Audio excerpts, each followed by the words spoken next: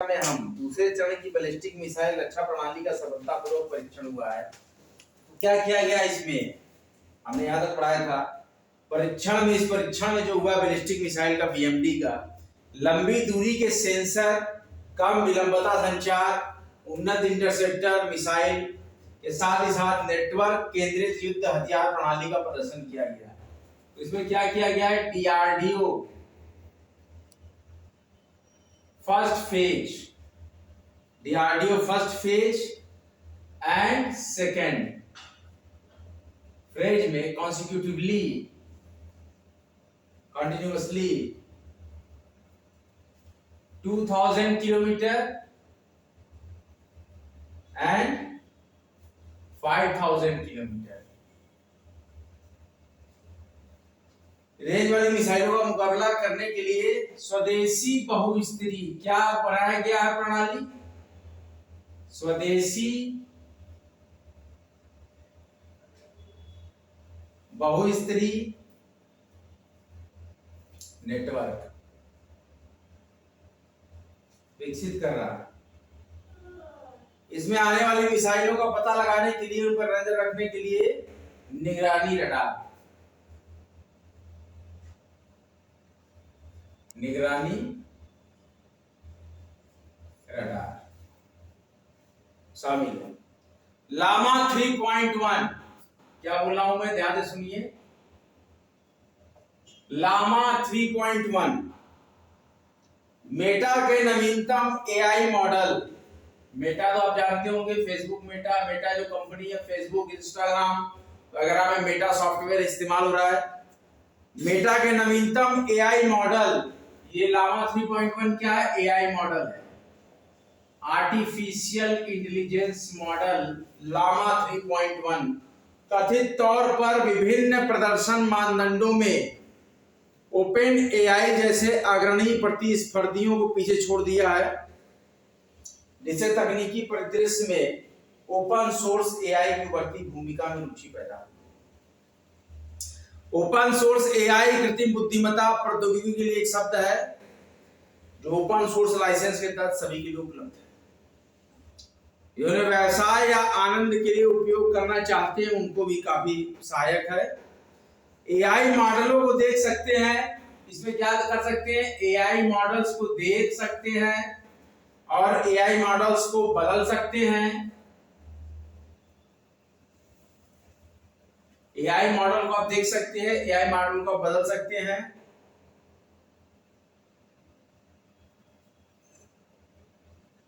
साझा कर सकते हैं एआई मॉडल को,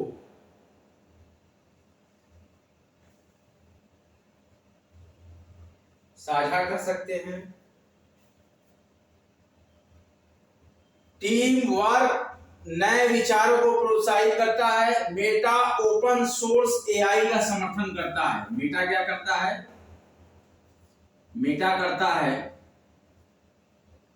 ओपन सोर्स एआई का समर्थन, आर्टिफिशियल इंटेलिजेंस।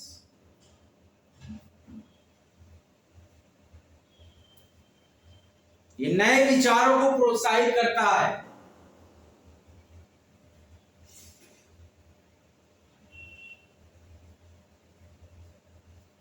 नए विचारों को प्रोत्साहित करता है। व्यवसाय को अधिक स्वतंत्रता,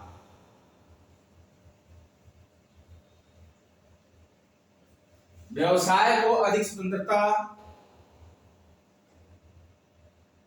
सुरक्षा देता है।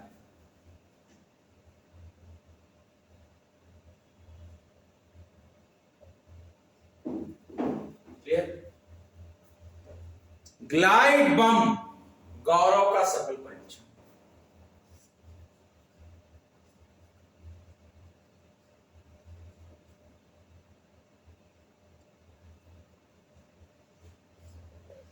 ग्लाइड बम, गौरव का सफल परीक्षण। डीआरडीओ ने उड़ीसा के तट पर, डीआरडीओ ने उड़ीसा के तट पर भारतीय वायुसेना के SU-30 भारतीय वायुसेना के SU-30 MK1 प्लेटफॉर्म से long range glide bomb LRGB गौरव का पहला सफल उड़ान परीक्षण किया। LRGB कौन सा है? गौरव।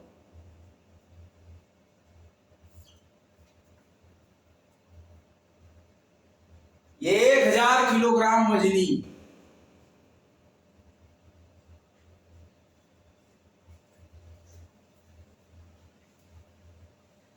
हवा से छोड़ा जाने वाला ग्लाइड बम।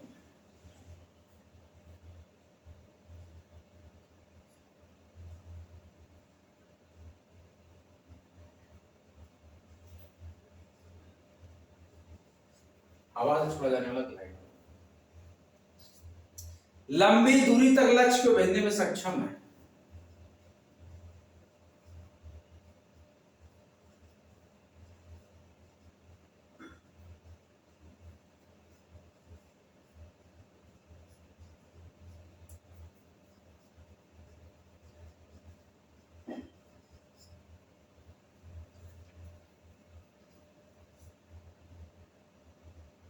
हैदराबाद के रिसर्च सेंटर इमारत द्वारा, कौन सा रिसर्च सेंटर है?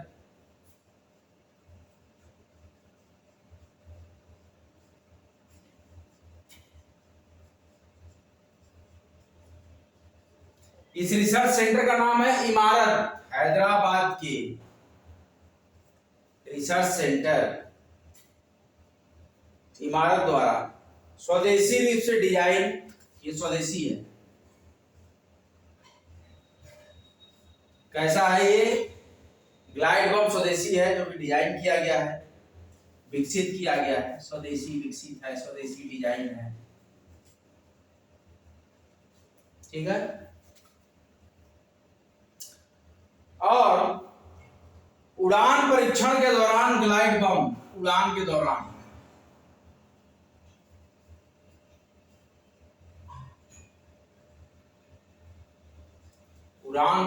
ग्लाइड बम लॉन्ग व्हीलर द्वीप, कौन सा?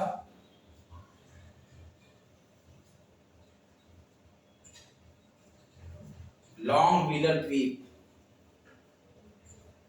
स्थापित लक्ष्य को बिल्कुल सटीकता से भेजता है। ये क्या करता है? स्थापित लक्ष्य को बिल्कुल सटीकता से भेजता है।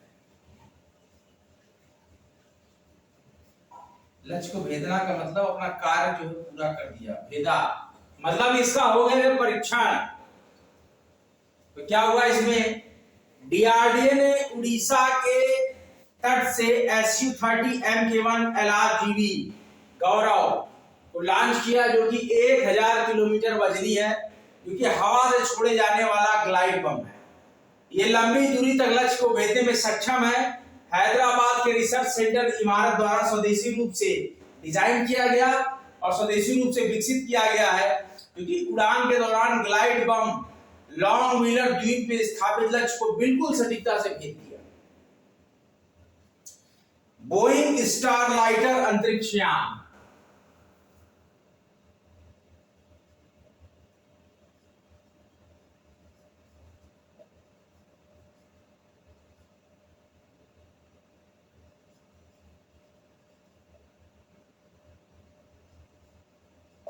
बोरिंग स्टारलाइटर स्पेस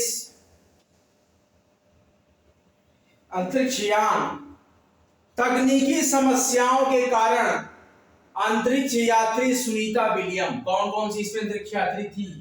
एरोनॉट्स सुनीता विलियम्स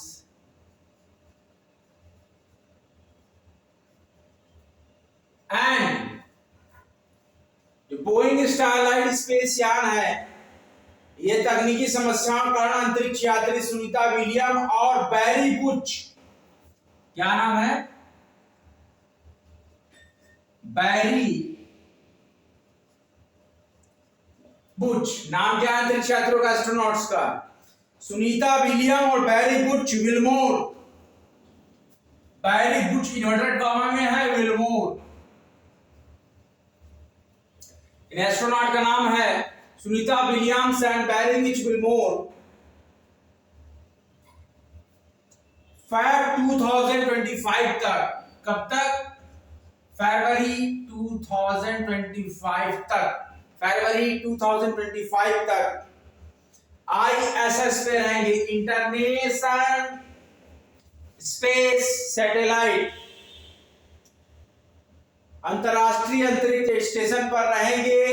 यह अंतरिक्षयान जून 2024 में, यह अंतरिक्षयान जून 2024 में दोनों यात्रियों को लेकर वहां गया।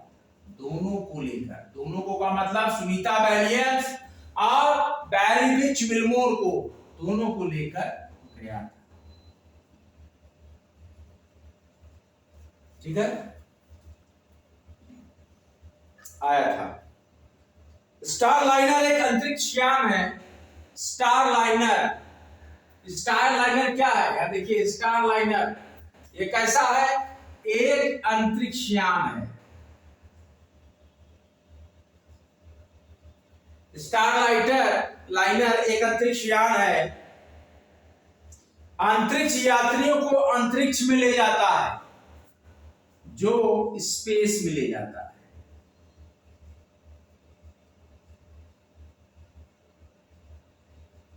जो स्पेस में ले जाता है एस्ट्रोनॉट्स को। एक रॉकेट के माध्यम से लॉन्च किया जाता है। लॉन्च एक रॉकेट के माध्यम से किया जाता है, जिसमें अंतरिक्ष यात्री आवास के लिए देखिए, इसमें आवास की सुविधा होती है। क्रू आवास के लिए क्रू कैप्सूल, CREW कैप्सूल। आवास के लिए इसमें क्या होता है? एक क्रू कैप्सूल होता है, जिसे पुनः प्रवेश के लिए डिजाइन किया गया है, जिसे पुनः प्रवेश के लिए डिजाइन किया गया है।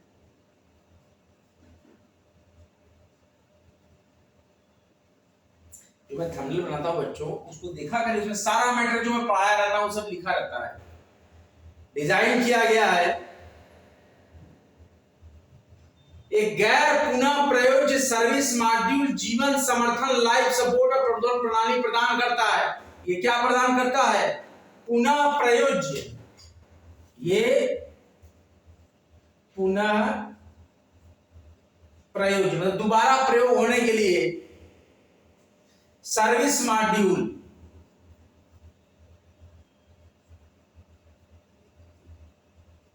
सर्विस मॉड्यूल, जीवन समर्थन, लाइफ सपोर्ट,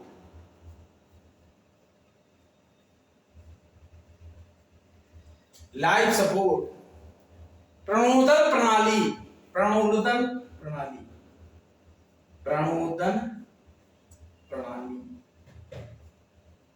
करता है।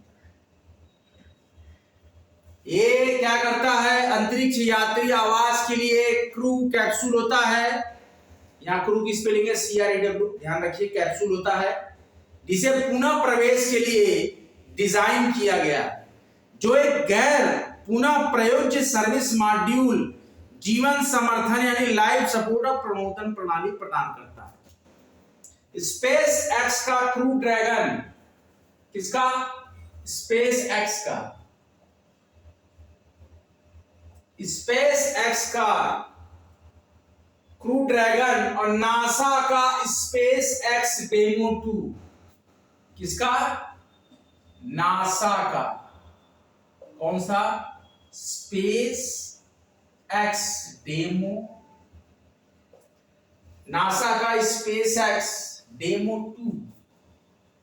ध्यान दीजिए, क्या कह रहा हूं? स्पेस एक्स का क्रू ड्रैगन, स्पेस एक्स का क्रू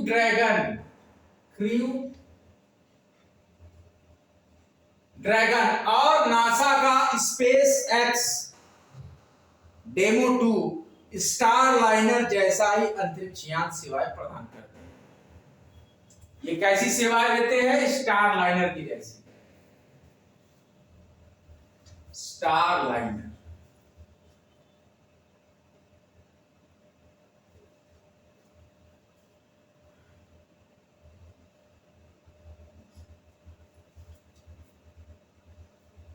अब हमारे पास इन्वायरमेंट एंड इकोलॉजी का सेक्शन है, इसको क्या हम यहाँ पर मार्क कर दे रहे हैं।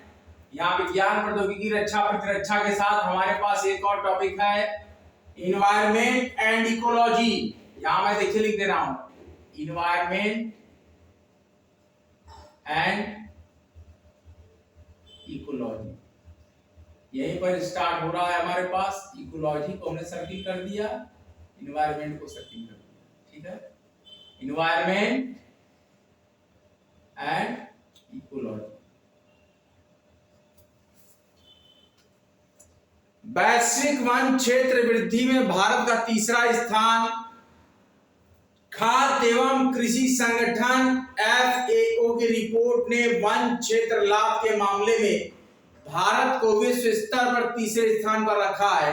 भारत ने ईयर 2010 से 2020 तक के अनुमान में 2,66,000 हेक्टेयर वन क्षेत्र प्राप्त किया है, जिससे इस अवधि के दौरान सबसे महत्वपूर्ण वन क्षेत्र लाभ वाले शीर्ष 10 देशों में भारत को तीसरा स्थान प्राप्त हुआ है। रिपोर्ट कहती है कि चाइना 19,37,000 हेक्टेयर के साथ सबसे अधिक वन क्षेत्र का लाभ उठाता है और दुनिया में सबसे आगे। उसके बाद ऑस्ट्रेलिया 4,46,000 हेक्टेयर के साथ दूसरे नंबर पे लाभ उठाता है और भारत तीसरे स्थान पर है। टॉप 10 में अन्य देशों में अगर हम जानकारी लें कि वन क्षेत्र वृद्धि क्या है, तो चिली है, वियतनाम है, तुर्की है, USA है, फ्रांस है, इटली है, रोमानिया है। तो बात कहने की ये है कि सबसे ज्यादा चाइना 19,37,000 हेक्टेयर के साथ सबसे अधिक वन क्षेत्र का लाभ उठाता है। उसके बाद ऑस्ट्रेलिया सबसे ज्यादा वन क्षेत्र का लाभ उठाता है दूसरे नंबर पर 4,46,000 हेक्टेयर और भारत तीसरे नंबर पर।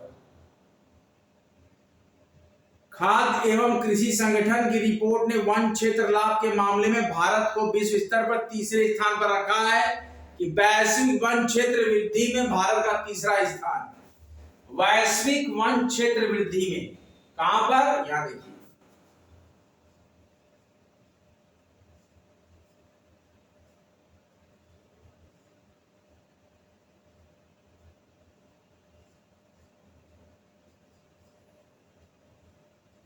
भारत का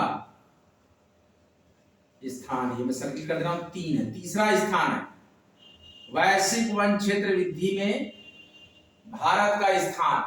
वैश्विक वन क्षेत्र वृद्धि में भारत का स्थान क्या है? तीसरा है, ध्यान रखिए।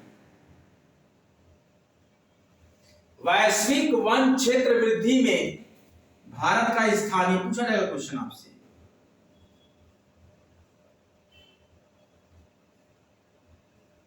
तीसरा नंबर है भारत का, पहला चाइना है। भारत कितने एरिया को इस्तेमाल कर रहा है? 2,66,000 हेक्टेयर। कितना?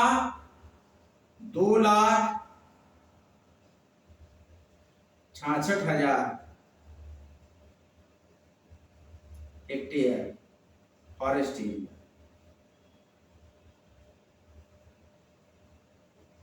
2,66,000 फॉरेस्ट एरिया वन क्षेत्र वृद्धि कितने साल का? 2010 से 2020 तक। ये डेटा हमारे पास वन क्षेत्र वृद्धि क्या है, ये डेटा हमारे पास है। यहां स्थान के नीचे लिख रहा हूं 2010 से लेके 2020 तक, मतलब 10 वर्ष, 10 की डाटा है। 2010 से लेके 2020 तक भारत कितना यूज कर रहा है? यहां देखिए 2010 से लेके 2020 तक 10 साल का डेटा हमारे पास है। भारत ने सन 2010 से 2020 तक के अनुमान में 2,66,000 हेक्टेयर वन क्षेत्र प्राप्त किया है, जिससे इस अवधि के मतलब 10 साल के दौरान सबसे महत्वपूर्ण वन क्षेत्र लाभ वाले शीर्ष 10 देशों में भारत को तीसरा स्थान प्राप्त हुआ है। यह भारत वन स्थिति रिपोर्ट जब आप देखेंगे, विश्व वन स्थिति रिपोर्ट देखेंगे, तो उसमें जो क्वेश्चन आएगा आपके सिलेबस में, तो ये क्वेश्चन आ सकता है कि एनवायरमेंट इकोलॉजी के थ्रू की वैश्विक वन क्षेत्र वृद्धि में भारत का कौन सा स्थान है, तो तीसरा है। कितने हेक्टेयर वन क्षेत्र प्राप्त करता है भारत? 2,66,000 हेक्टेयर वन क्षेत्र प्राप्त किया है। ईयर का जो डेटा है 2010 से लेकर 2020 तक, और 10 साल के अंदर भारत ने 2,66,000 हेक्टेयर फॉरेस्ट एरिया की वृद्धि की है। डार्क ऑक्सीजन क्या है? डार्क ऑक्सीजन के बारे में समझते हैं बच्चों। बहुत ही इंपॉर्टेंट लेक्चर आपका चल रहा है बच्चों। आई होप टाइमिंग हो गया, हमने काफ़ी लंबा सेशन दे दिया है। चलिए अब हम अगला लेक्चर फिर देंगे। आप सभी को नमस्कार, आप सभी का भविष्य उज्ज्वल हो।